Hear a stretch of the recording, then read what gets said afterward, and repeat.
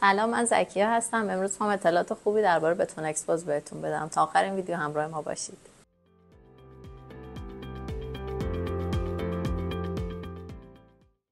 بتون اکسپوز تایل های پیش ساخته بتونی هستن که دارای الیاف و پوزولان هستن و توی معماری نوین خیلی استفاده میشه. حالا اگه میخواین اطلاعات بیشتری دربارش داشته باشین پس با من همراه باشین.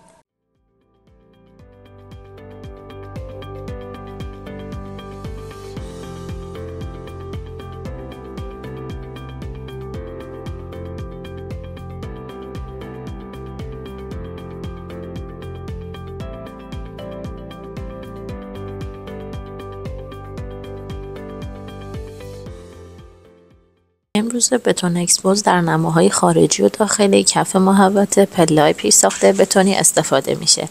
جالبه بدونید که شرکت GRC دکو استون قابلیت تولید بتون اکسپوز در هر ابعاد و طرح و بافتی رو داره.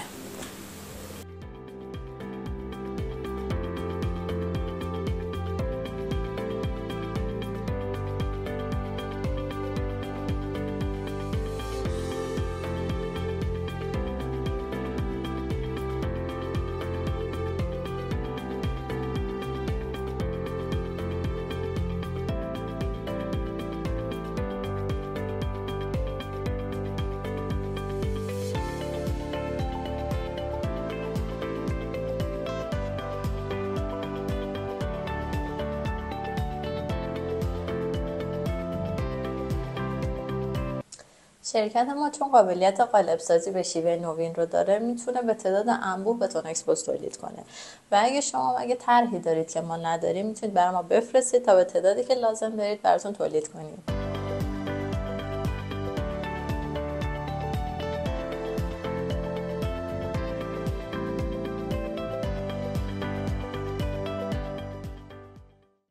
ممنون که ما رو سابسکرایب میکنید.